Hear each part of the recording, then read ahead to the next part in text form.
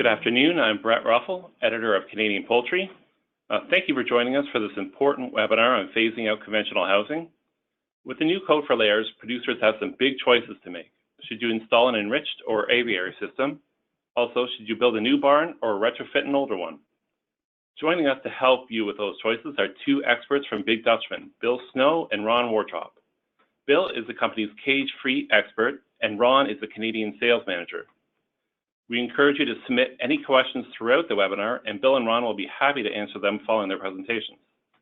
Please note that a recording of this webinar will be emailed 24 hours after the live event. So now I'll pass it over to Bill to get us started. Bill? Thank you, Brett. Yeah, my name is Bill. I work for Big Dutchman. I go to a lot of cage-free farms. I consult with customers and talk to them, kind of what we're talking about today, different scenarios, but certainly if we're deciding to put in an enriched system, or we're deciding to put in a cage-free system, what that barn might look like, and also the layout of the equipment in the barn and what is needed for a retrofit or a new facility. I'll go ahead, Ron. And my name's Ron Wardrop. I'm the Canadian sales manager with Big Dutchman. My time spent working with different farms and helping them go through the decision on what's best for their facilities and their needs, whether it's a cage-free system or an enriched colony system. We look at the aspects and the pros and cons of each situation for each farm. So we want to do today is go through some of those pros and cons and look at each of the systems and help everybody have a better understanding of the decision they're about to face. The purpose of today, first of all, I'd like to thank Canadian Poultry and inviting us to present this really important information to the market. It's really important that the decisions that you make as we move forward are ones that suit you for the best of you, your situation, and your farm. Okay. We have two choices. We have enriched colony cages, which allow a much larger caged colony of birds, or a cage-free situation or an aviary, which allow birds free movement around in the system and out into the aisles. So a lot of things that the farmer needs to questions that need to be asked and learn what are the costs of an egg production cycle. And the biggest cost of an egg production cycle is feed. And if I go enriched, if I go cage-free, how does feed affect that? Typically, a caged bird, an enriched bird will eat anywhere from 19 to 22 pounds per 100. A cage-free bird will eat anywhere from 22 pounds per 100 to 26 pounds per 100, and sometimes even more than that, depending on weather. But also there's costs in rearing. What you need to know what is your ability to get a cage-free reared bird, or are you only able to get a caged bird, or maybe it's a cage-free reared bird but it's a floor reared bird where they have limited access to move vertically in a system up and down, where if it's a cage-free and you're putting birds into an aviary type system, those birds need to be able to move vertically up and down in a system. So where am I getting my birds? Am I rearing my own birds? And therefore, am I retrofitting a rearing barn to if you're making a decision to go cage-free, you may need to look at your rearing barn as well, either retrofitting that barn or building a new barn to fit a rearing type cage-free system. Also, your labor costs.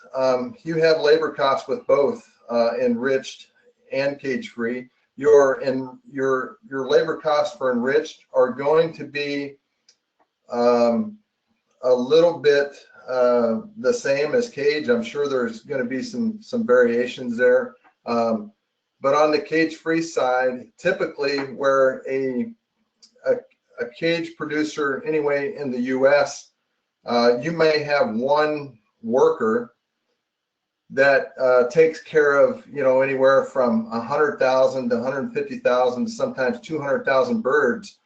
They are walking the aisles to inspect the equipment to make sure that you don't have a problem with watering and feeding. They're also walking the aisles to look for any bird that's injured or mortality. They're pulling those birds out of the system. You're doing those same things for sure in a cage-free facility, but it's more intensive. You're in the barn in the morning when lights come on. When birds first start laying, you need to be walking those aisles several times a day to get those birds moving around. It helps you with your mislays. You're also in making sure the litter is of good quality. If it's deep, you're taking some litter out of the building. There's more labor that goes into, for instance, if you have a 50,000 bird cage-free flock,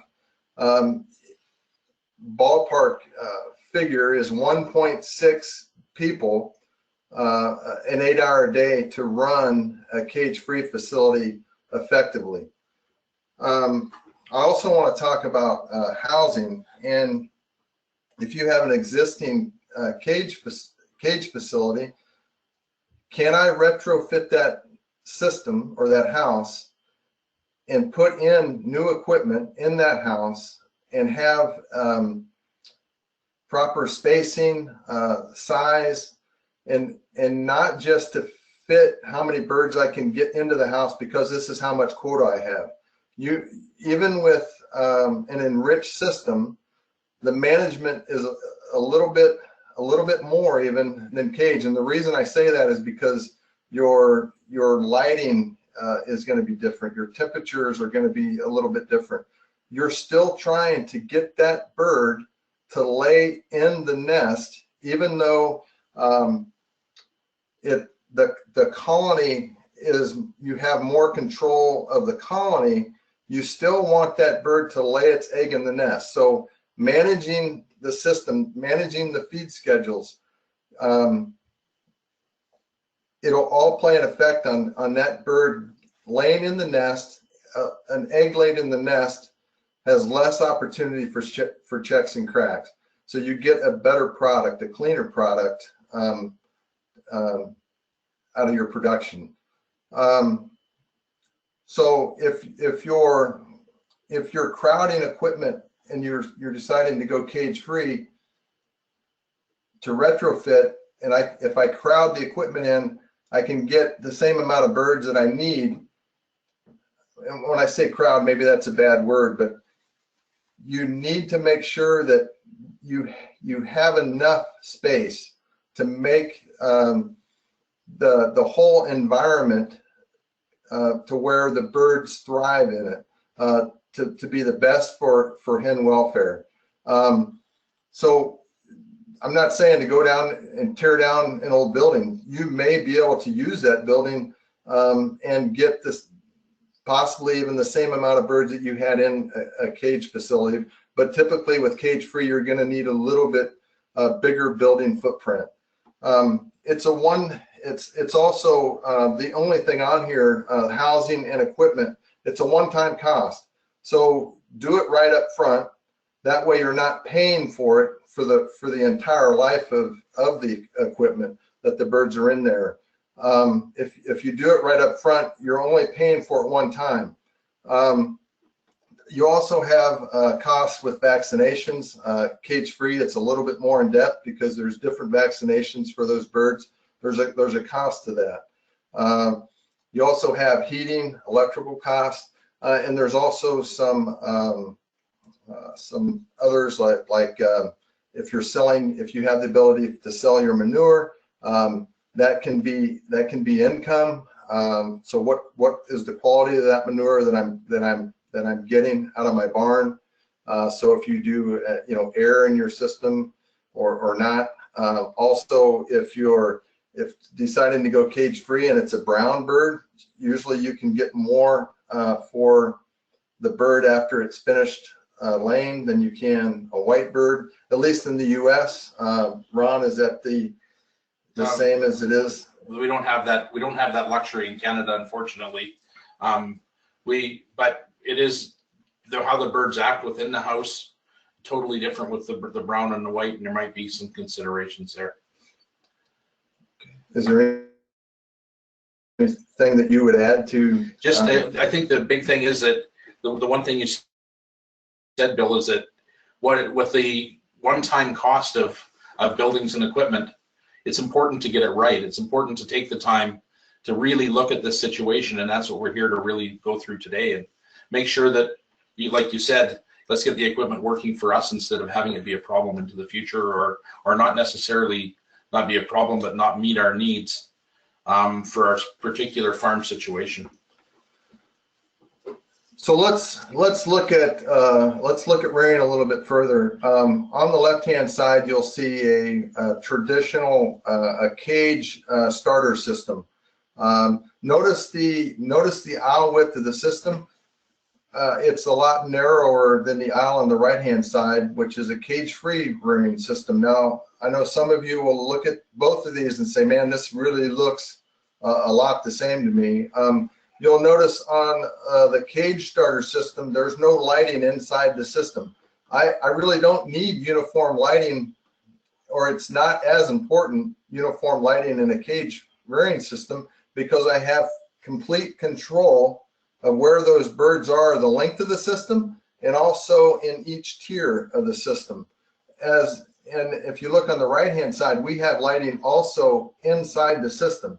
And the lights right now are only on in the middle tier on the right-hand side of this system because the birds are all in the middle tier. So when we place birds in the system, we place them all in the middle tier at the beginning. And then we open up the system as that bird develops and grows and is able to jump, then we let that bird out. But the aisle width is just as important as the system, and I'll explain a little bit of that further. So when you are planning a cage-free facility, if you have a system where you say you have a 4-row cage starter system, you may only want to put in 3 rows of a rearing system to give yourself more aisle space, because that aisle space is used for the bird, and it's also used for you as you're walking down. It's also used for lighting, ventilation, and bird movement. And we'll talk about that a little bit further. So let's look at we've got some 360 video that we're going to show of the Cura cage-free rearing system. And every company that has equipment is selling a system kind of like this. We do some things different, other companies do some things different, but it's like this. And a lot of you are thinking, boy, this really looks like a cage system. It starts out, the great thing about cages, if there is a great thing, we have the ability to control the birds when we need to. And so when they're young, when they can't jump from the floor into the system when they're very little, we're able to keep them on in the system on cardboard so that we can add feed onto the cardboard if it's hard for a bird to reach in the feed trough. We're able to keep them in a controlled environment until we let them out. So if you look at these birds here, they're about 18 to 19 days old. We're going through and opening up the system to let these birds out onto the litter floor. So they'll come out of the middle tier, and then they'll jump back into the bottom tier. And this is kind of how we release birds when we fully open up the system. But this is where the aisle space really comes into play, because the wider the aisles that we have, or the enough aisle space, gives you better light uniformity. The incidence of the lighting hits into all of the tiers of the system, so we have uniformity of the lighting throughout the system. We have lighting inside the system, whereas in a cage starter, we don't have light in the system, it's just in the aisle. But uniformity of lighting is critical so that birds don't, the problem with birds being able to choose is they have the ability to choose. So it can be an issue if you don't have uniformity, if you don't have ventilation uniformity. You want everything to be as uniform as possible, so that the birds really stay spread out in the system. If the birds group together, you create more competition for feed, for water, for perch space, for roosting at night. And it creates a competitive environment where the birds protect areas, and it causes more stress, which leads to, or can lead to, mortality from aggression. So even though the system looks a little like what you would see with the cage, it's really designed. The entire system is designed for cage free, to be opened up for perches. You'll see the outside perches on the outside. You have ramps and bridges to help the birds move up and down in the system. We slowly take out the ramps and bridges, especially if you have a system that these birds are going into that don't have the ramps. If we want the birds to be able to jump anywhere in the system, from the floor, from the bottom level up to the middle level, and then up to the top level. So we start them out to give every bird opportunity with bridges and ramps, and then we'll slowly start taking out the bridges. Once the bridges are completely out, we'll slowly start to take out the ramps, and it just it trains that bird so they're well equipped once they go into the layer facility.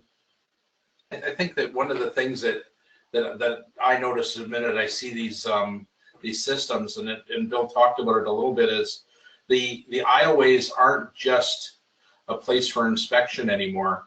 It's important that we see them as part of the system. The birds use this area, it's their scratch area.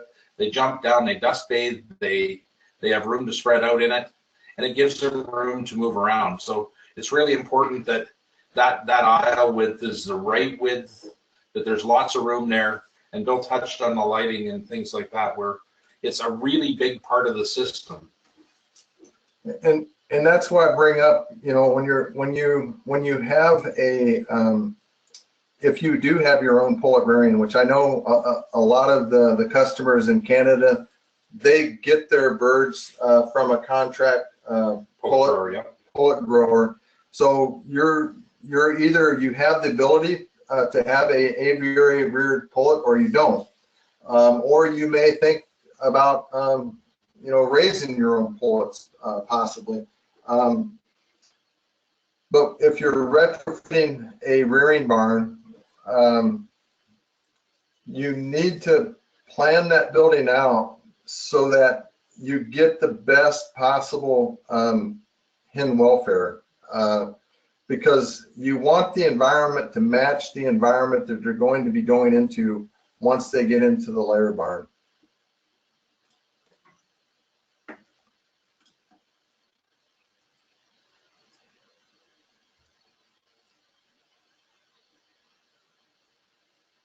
So now let's talk about some of the management practices for rearing, and some of these will be for a cage reared bird and also a cage free reared bird, but I just want to point out some things that may be a little bit different. Again, feed consumption, it's going to be more. For a cage free bird, they're going to eat more simply because they're moving around much more than a caged bird. The rearing birds will be on perches. They'll move down to the litter. They'll be scratching, dust bathing. They'll be They'll be running up and down the litter aisle. They're going to consume more feed simply because they're burning off more feed. So your feed costs are going to be higher with cage-free. And if you have organic, that's another level of feed costs that you need to at least know about and plan for. Also, feed schedules. I want to mention feed schedules here because even when we're talking about enriched birds, the management is more like cage-free when we're raising birds to be enriched, and when that layer is in an enriched system, the management is more like cage-free than it is like cages, because if we didn't care where the bird laid its egg in the system, because typically a bird lays its egg, it ends up onto the egg belt. But we don't want the bird, even in an enriched system, to lay the egg off of a perch or anywhere else in the system other than the nest, because it's the best possible ability for you to get a clean, good product out of your enriched system if they lay in the nest. We want the birds to use the nest, and they will, as long as you set up your management practices. And part of that is feed schedule. So a lot of times what we do with feeding, and I know that there are a lot of different management practices, and there is some very good people that are in Canada that are training people how to manage for enriched and also cage-free. And every farm is going to be a little bit different. Every breed of bird is going to be a little bit different. Typically what we do with cage-free and also enriched is we would have feed schedules right away in the morning, and then we would wait a couple of hours or a few hours before we feed again to get, because we don't want to draw birds out of the nest area. So we're setting up our feed schedules so that in the rearing barn the same way, because that way the bird is used to it. They're trained. Once they go into the layer, there's less stress because they're used to that feed schedule. And I mentioned stress because in enriched and in cage-free, the hierarchy changes. You have a much bigger bird group, so you don't have a despot hierarchy system anymore like you had in the cage system. You have a social order hierarchy, and that's why your management needs to change or adapt so that you're providing that bird with the best environment. Your light schedules are going to change as well. Typically in cages, you're going to have if you're dimming light or if you're decreasing daylight in the rearing system, or you're increasing daylight in the layer system, typically we would want to get to the off time first, and then we adjust our lighting on the front end. There's certainly different ways of thinking about that. From our experience, we want to get to the off time first, and then either add or decrease our light day in the morning hours. Your temperature, we do some different management practices with temperatures.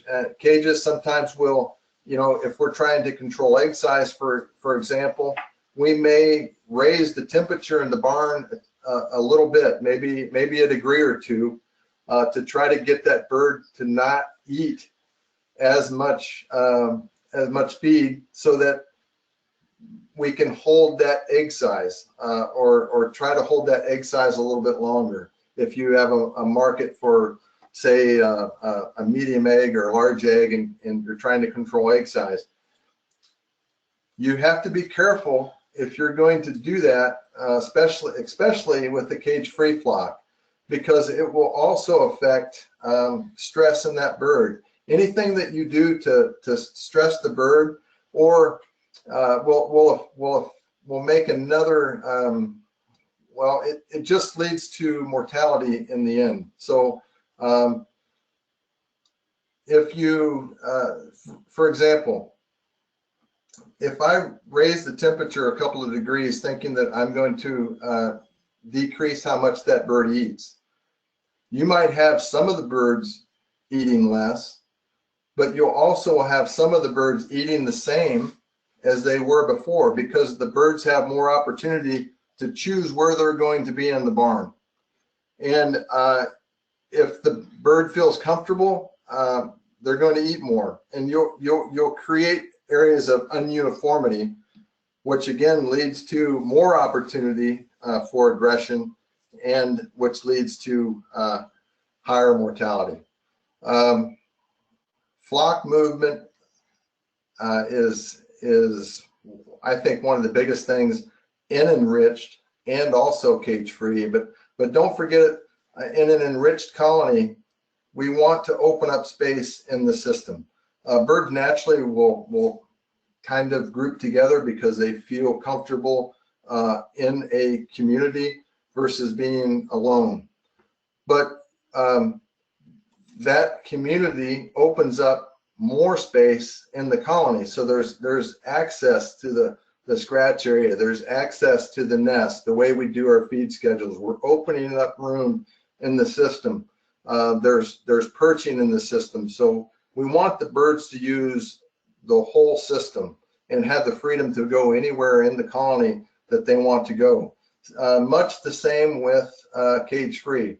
If I walk into a barn and I notice that birds are idle in the system, I immediately think, okay, something is not right here.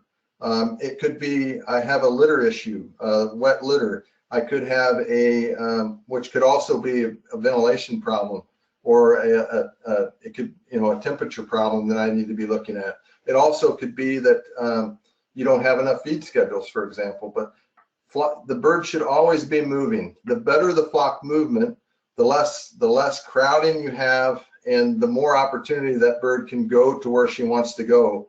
And that's really what we're looking for, even when we're setting up equipment, when we're designing equipment. But the aisle width, all of that leads to flock movement. And I know I'm just touching on this, but these are things that where the management is different, even with enriched and cage-free.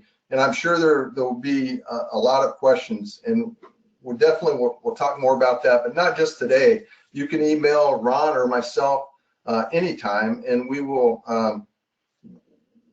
we'll get in touch with you.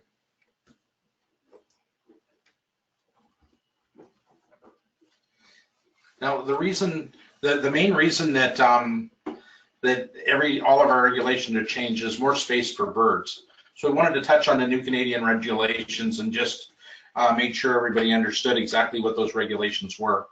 And for example, in enriched space, we're looking at 116.25 square inches per bird. In cage-free, you're looking at 144 square inches per bird of space required. Nest space in the enriched colony system, looking at 10 square inches per bird. And in the cage-free system, we're looking at 12.9 square inches per bird. The perch space in both systems have to be a minimum of 5.9 square linear inches per bird.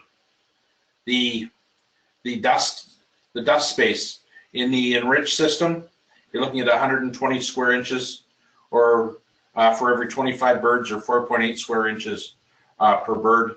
And in the cage-free space, you're looking at 33% of the space must be litter space. That space is used for dust bathing, for movement, for getting down, and that's in that aisle space. What we thought we'd do and help people understand is we're looking at where we're at from what we have now are a conventional cage system to looking at what is required for both the cage-free and the new colony enriched systems.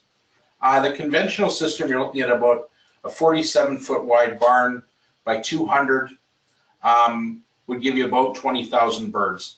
Now, that's ballpark. There might be a little bit different depending on what what company you have for equipment and what system you use. But and that's 3 tiers. The aisle here are 3.1 feet wide, which is pretty conventional. But those aisles, remember, are used to transport people, to collect some eggs, fix some equipment, inspect birds. They're not part of the system. They're a place that us as farmers can walk around and see where we're at. If we look at a new system, we look at the enriched colony system, you get 20,000 birds in that same system. Because we need more space, the barn has to be a little bit bigger. We're looking at 50 feet wide and 260 feet long. And again, we're back to that 3.1 foot aisles, where those aisles are used for the same thing. So the cage is going to be bigger, there's more square inches per bird. And what that does is it allows us to meet the new requirements and put 20,000 birds in that barn.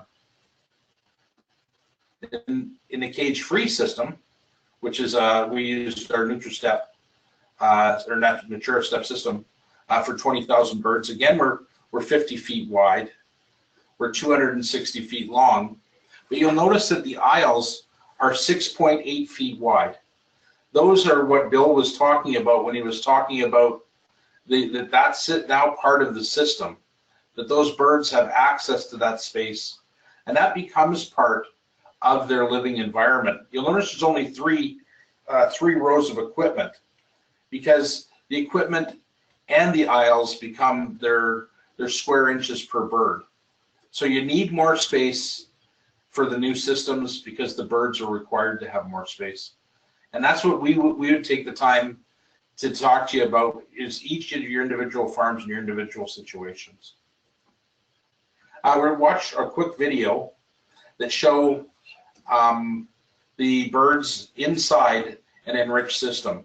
And what I'd like you to look at as we look here is the space that the birds have.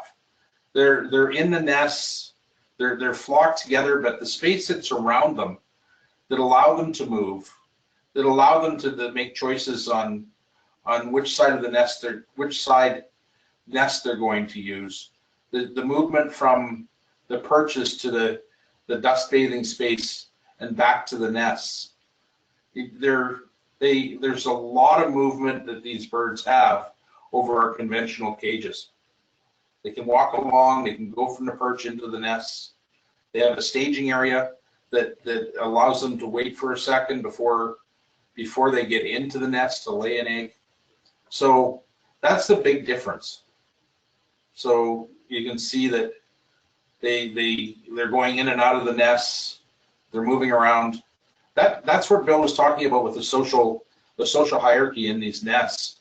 Is now, instead of having 8-9 birds in a cage that are forced to live with each other, we have these birds that there's 70 of them that get to choose and have to have a social hierarchy inside that cage to decide who's the boss, who isn't, and their behavior reflects that. It's a much calmer environment. You don't have birds always at the feeder. That you have birds in the nest, you have them on the perch, you have them in the scratch area. You know, when you look down an aisle, it's just not birds at the feeder playing with the feed, because that's what there is to do. These birds have a lot more opportunity to scratch, dust bathe, and be on perch, be in the nest area. More social, I would say, in an enriched type system.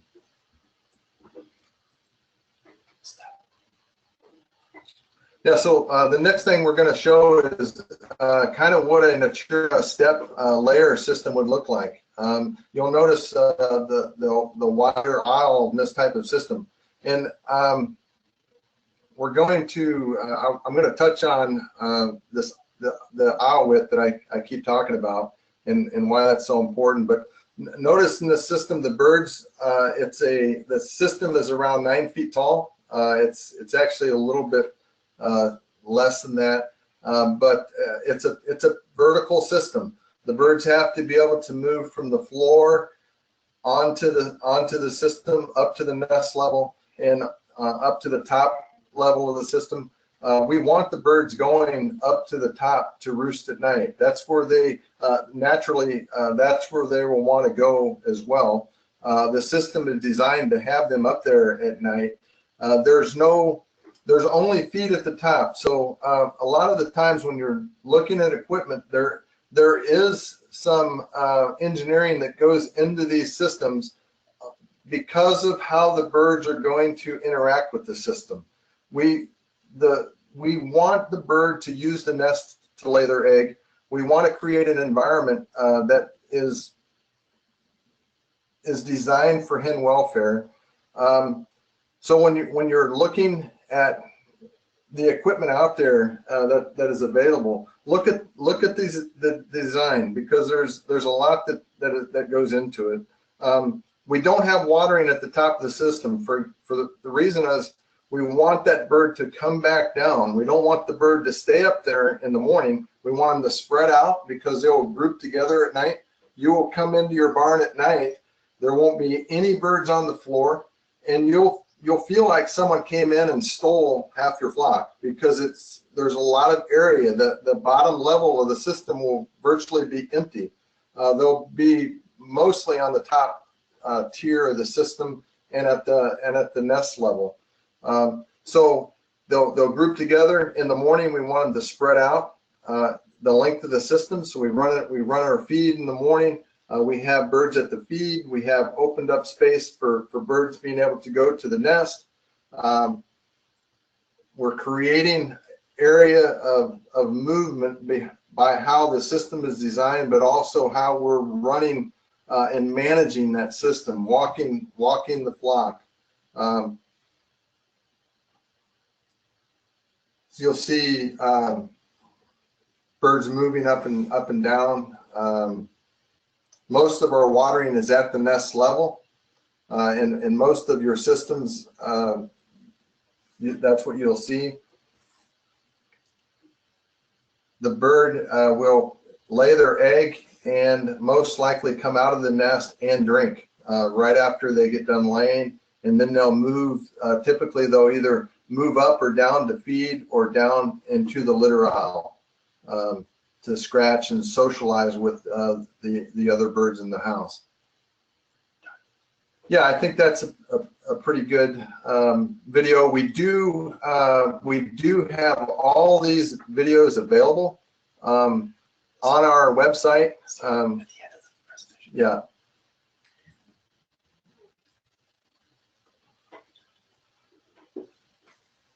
Some of the things that we need to look at, and for the enriched system, the systems are a little bit taller. The birds have to have, under the regulation, 17.7 inches from the floor to the top of the cage. So we need to make sure that when we're putting these in, it does take a little bit taller barn than some of the ones we've seen in the past. The enriched colonies have the additional things added to it. We have the perches, we have nests, we have scratch area. We also have staging areas in front of the nest for the birds to stand and wait. So these are things that are added to that extra space. The lighting is also really important in looking at the enriched system. Having the ability to adjust that intensity, having the larger spaces lit very well to the back of the cage, so that they use that area properly. We also need to really control the light in these cages. Well, with some of the newer barns we've seen that have put enriched in, they haven't got some light traps on some of the sidewall fans in the cross ventilation systems. And it's important that the nest area is dim. Like Bill said, we want to make sure that we're attracting those birds to the nests, that those eggs are laid in the nest, so that when they do, we don't have damaged eggs. We don't see cracked eggs. We see them as clean as we can make them. And then, well, all that means is better profitability for the farm. The bird behavior, again, you got to make sure that we understand that those are a larger group of birds, and it's a social group now instead of some of the other ways that we've seen in the past. Those birds are going to pick a leader. They're going to have a group and move in within that system. And the way we manage that is really important. That we, as when we're looking at our management, we're looking at the feed schedule, we're looking at the ventilation, we're making sure that all of these things work together to make sure that that system works well as a unit, and that we're adjusting to the new way of doing things. For example, the feed schedule, like Bill talked about, we're feeding one feeding in the morning, and then we're skipping a couple hours while those birds lay their eggs. So they're encouraged to go to the nest. They're not being interrupted and brought to the feeders by running the feed at that time in the morning. So we're allowing them to lay those eggs in the nest, and then we're feeding again after that. Okay. Yeah, and you know, I really thought this presentation would take about 30 minutes, but it's already been 40 minutes. So, but on the cage-free side, again, where can I get? What is my access to pullets? If I have a floor pullet, maybe I put in a horizontal type cage-free system in that is better for those floor pullets versus an aviary type system. So just what is my access to pullets? Do I put an enriched system in because I'm going to have access to a cage pullet? That'll play a part on the decision that you make, whether I go enriched or cage-free. Again, you know, Ron talked about lighting. The ventilation is important. The only thing I would add is, you know, if you're retrofitting a barn, you may need to move where your fans are located because they may be directly across from a nest area in like an enriched colony where I'm trying to keep that area darker. So just look at everything. Look at your lighting in the aisle. Look at your ventilation. Then understand bird behavior and the hierarchy difference of either, for example, enriched or cage-free. Understand management practices and how my management affects how much I'm going to get out of my layer facility. The better your management, the better you're able to not react to what you're seeing, but be proactive in your management, the better you're going to be. So just when you're making your decisions, either enriched or a cage-free type system, it's more than just cost per bird. Don't try to fit what you can get into a building simply because this is what I have quota for. So if I can get this amount of birds in this house, of course it's going to be it'll need to be looked at, because you need to look at everything as far as, you know, because you're going to need to it's going to have to pay for itself in order for you to make the decisions you're going to make. The only other thing I think we need to talk about is in your decision, look at where your eggs are going. And Ron, I don't know if you briefly want to talk about that. I think that if it's important, one of the other things that's really important to understand is speak to your grader and see, do they have room for more cage-free producers and in their system? It's important that they become part of the discussion as well. We want to make sure that we're including everybody that has the ability to affect the farm's income to be involved in this decision. So we're hearing that we might not have much room left for some cage-free. So make sure that they become part of that decision. I think the other thing that I really wanted to mention quickly as well is part of this transition to cage-free and enriched. I know that, I don't know about the other companies, but I know that we have people like Bill that their job is to help that transition, to make sure that we're working with you to help you get through the transition to these new systems. We employ people at Big Dutchman, for example, that's their job, the bird behavioralists that go around and make sure that you can adapt to the system and point out some of the things we're talking about today and some of the smaller stuff. I can see we're running out of time. The last thing we're going to talk about is, again, space, which is owl width. I have another whole presentation I could go over just talking about owl width and how important that is. It affects your lighting, your ventilation, your litter quality, which is a huge thing. It affects your flock movement, and affects how easy it is for you to manage that flock. Again, that's very brief, but feel free to email me, call me anytime to ask questions. And what I mean, Ron and I, or both, are more than willing. That's our job, to go to farms and work with the customer, consult with the customer to make the transition of going from conventional cages to make the choice to go enriched, or make the decision to go cage-free easier for you. So anyway, that's really the presentation that we had for today. Thank you for joining us. Anna and Brett, thank you for having us. And again, if you have any questions at all, we can answer some now, but feel free to email or call. Get a hold of Ron, and we work closely together, and we'll get back to you for sure.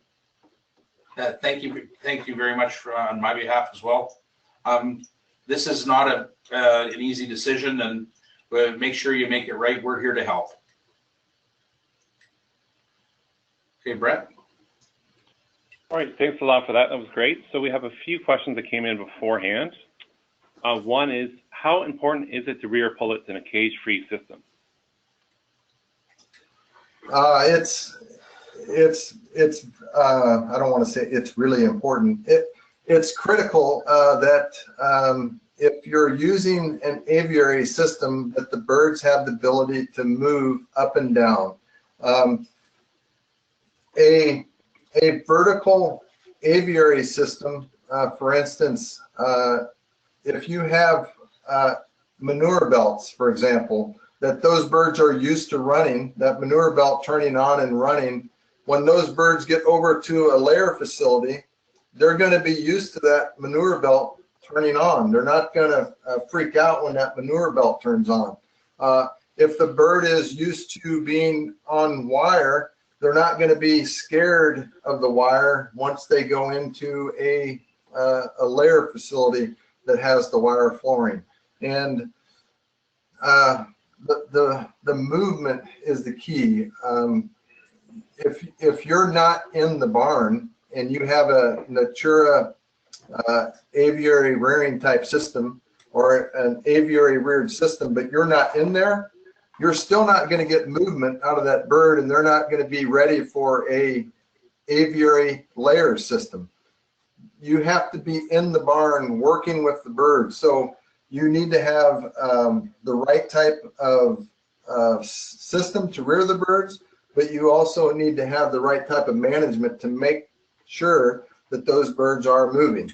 And one of the things I notice, that if we walk around, we're out in the field and we see people that have cage-free systems that are having trouble adapting.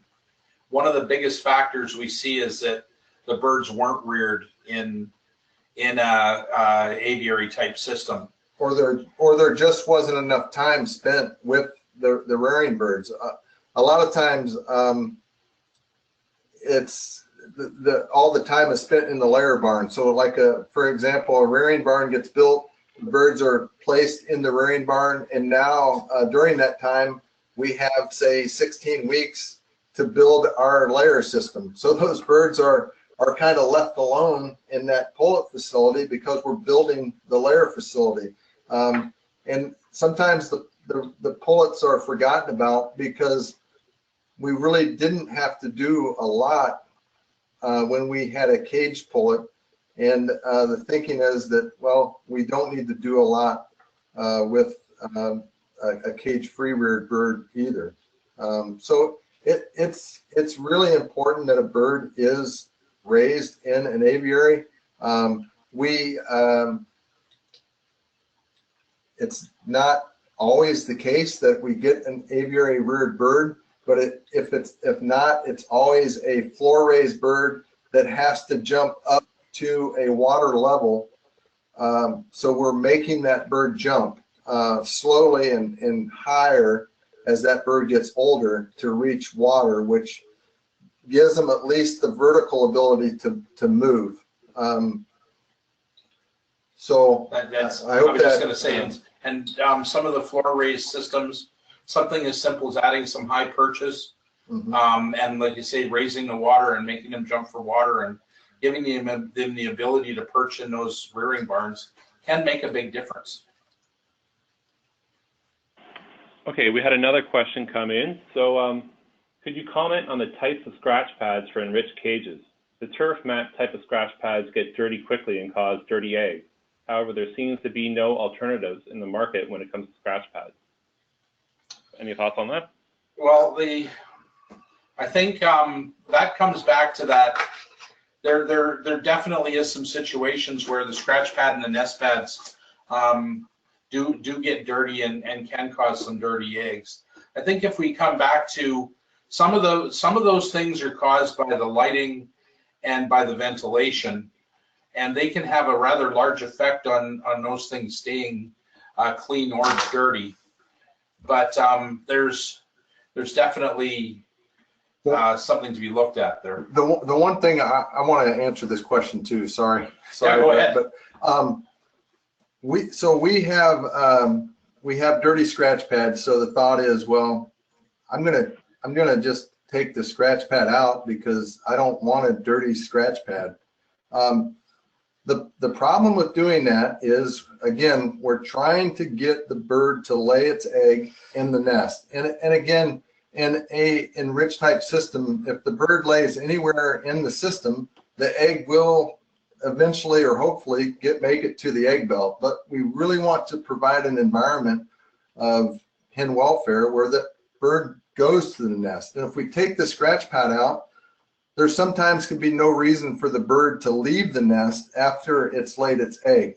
So having a scratch pad in there where we're adding some scratch material to the pad at a time of the day gets birds moving out of the nest to the scratch, which opens up nest space so that the birds aren't scratching and dust bathing in the nest area and just taking up space when we're trying to open up that space for the birds. So I'm a cage-free guy. That's kind of where I started when I started working with Big Dutchman. I like the scratch mat. To me, I have a whole floor of a barn that's a scratch mat that can get dirty. So I know it is a critical point of discussion on the size and the shape and how much it stays clean. But to me, it's really one of those things that it takes more management. It's something where it takes more to have an enriched system, where it's one of those things where it's really, I feel, is needed for the birds. I know that I'm not maybe the majority in the thinking on that, but if you don't have the scratch pad, I'm afraid that you would be taking up nest space, which would cause more birds to not use the nest, which would maybe cause more checks and cracks and a dirtier product. So that would be my answer to that, Brett. Okay, we had another one come in. So if cage-free were ever to become mandatory, can the enriched cages be converted to cage-free style, or would you need to invest in a whole new system? There are systems that can be converted from a enriched system to a cage-free type system. There are going to be some bit of a sacrifice when it is cage-free. Certainly if it's planned as a cage starting out, a full enriched system, I should say, starting out, because your aisle width will play into that. If it's a 3-tier system or if it's a 2-tier enriched system and you have nest, feed, water, scratch all on one level, and you have the same all on another level and all on another level, because birds in a cage-free environment can choose where they want to be, and the birds will choose to go to the top of the system at night, and I have feed and water and perch and nest in every level, then that bird, there's going to be no motivation for that bird to move out of that top area. So you run into issues with, or you run into possible issues, I should say, of distribution of where the eggs are laid, because you're going to get, if you have a 3-tier, for example, enriched system where you have nests in every level, you have every bird in that tier that's raised in that tier or starts out in that tier laying its egg in that tier. If I change that to cage free, that can be as high as 80% now laid in the top tier, where the system is designed for feed, water, nest, perch for 33% of the flock to lay up there versus 80%. So anytime you have an area of more than what the system is designed for, you have more competition. So it's a sacrifice. Your litter is going to be, your litter quality is going to be a sacrifice. 2-tier is much easier than 3-tier, simply because you have less birds once it's cage free. So we have seen some success with 2-tier systems, and we have quotes for 2-tier systems right now. We have quotes in for 3-tier systems too, but some of what we're doing in the planning is we're making the aisle widths wider. We are planning the ventilation, how it would be if it's cage free. This is how we want the ventilation to be to aid in the litter quality on the floor, what the system's like on the outside. So some of those things. So if you're planning to do that or want a system to do that, you really need to plan everything you can for the cage-free side for what the environment's going to be like once the birds are cage-free, which may be a bit of a sacrifice up front when they're enriched. Yeah, I think it's hard to do, but there is going to be a bit of a sacrifice in doing that. we can make some of the equipment work, but like Bill said, the biggest thing you need to look at is that the aisle widths will change. You need to have that wider aisle width to make that part of your system now. Okay, well, that's about all the time we have for today. You can send any other questions to Bill and Ron, or you can email them to webinars@annexweb.com. And just another reminder that a recording of this webinar will be emailed 24 hours after the live event. So thanks again for joining us. Thanks, everyone.